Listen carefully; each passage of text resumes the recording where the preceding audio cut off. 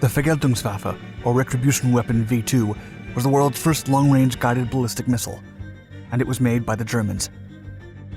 Although it was briefly used during the last year of World War II, its scale of destruction was so devastating that the Allies fought each other to take over the rocket program when the war ended. Operation Backfire was the result of this ongoing debate between the war's victors. The British scientific military operation aimed to interrogate the German scientists who built the V2 rocket to further understand its technology. With this information, the UK envisioned a British space program similar to NASA, but several factors prevented the plan from coming to fruition.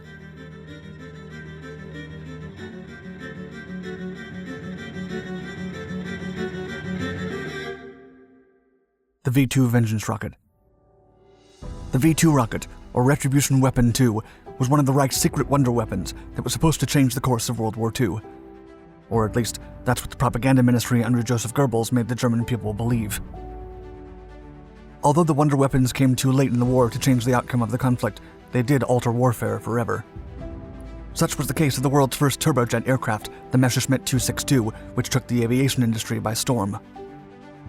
But the V2 rocket did more than that. Besides its incredible destructive capabilities, it paved the way for humanity to reach space one day, and became the world's first long-range guided ballistic missile.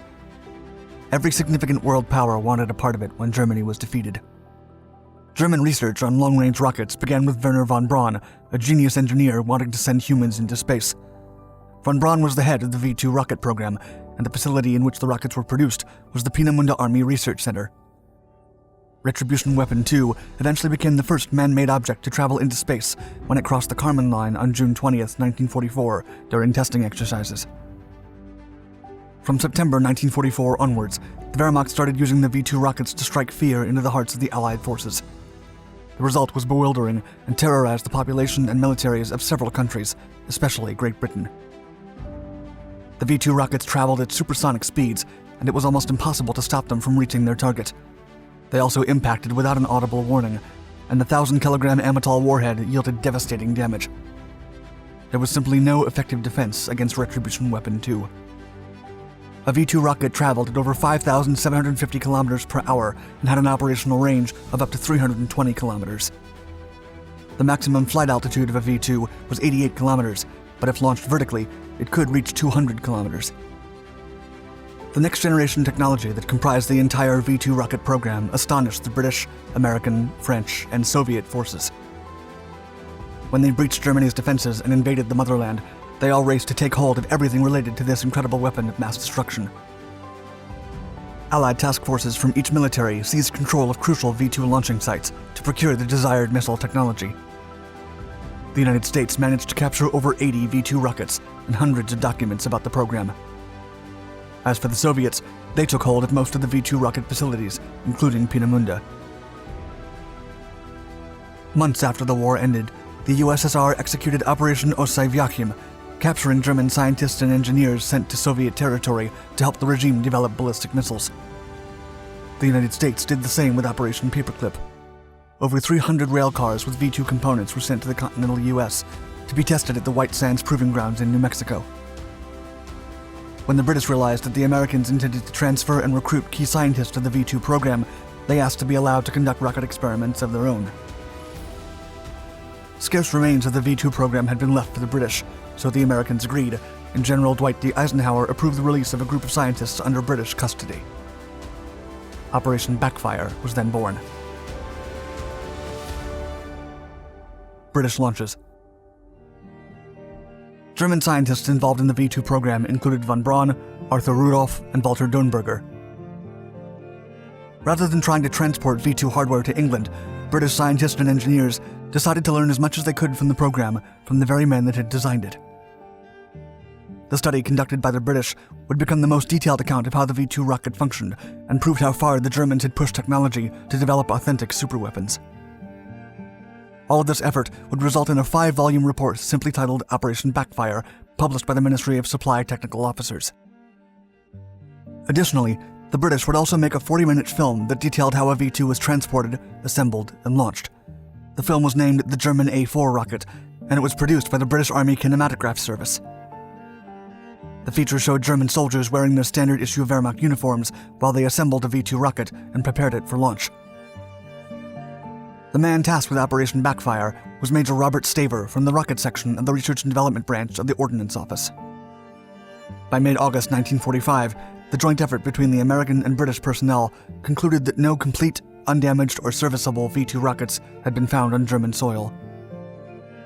As such, Staver divided the operation into two parts. The first had the objective of having German personnel assemble incomplete V2 rockets and record all technical lessons. The second involved handling the completed rocket, setting it up on its firing state, launching it, and recording its behavior in flight as far as possible.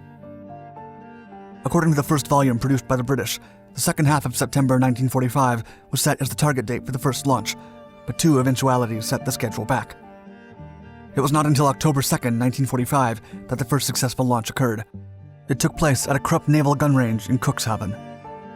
3 other rocket launches happened in the following days, targeting the North Sea, and it was then decided that no useful scientific purpose would be served by further launches.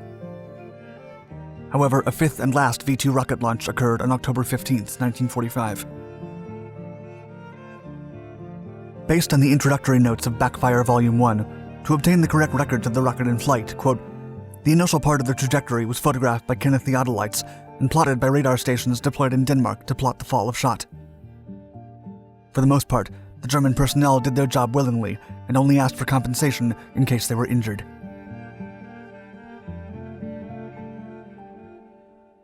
Difficulties. After the tests concluded, the British attempted to recruit the German personnel transferred to them by the Americans, even those that had to be returned. Walter Dernberger was one of them, and the British decided to take him even though he was under U.S. custody.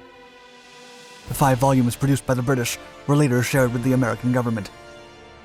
Von Braun, the head of the V2 rocket program, was later sent to the United States and eventually helped the U.S. build NASA and send the first man to the moon. In 1946, the British Interplanetary Society pushed to convert a V2 missile into a man-carrying rocket. They claimed that with the necessary modifications, it was possible to do so. Designers Ralph Smith and Smith Megarock then developed several V2 missile designs that could launch a man on a parabolic trajectory 300,000 meters above the Earth.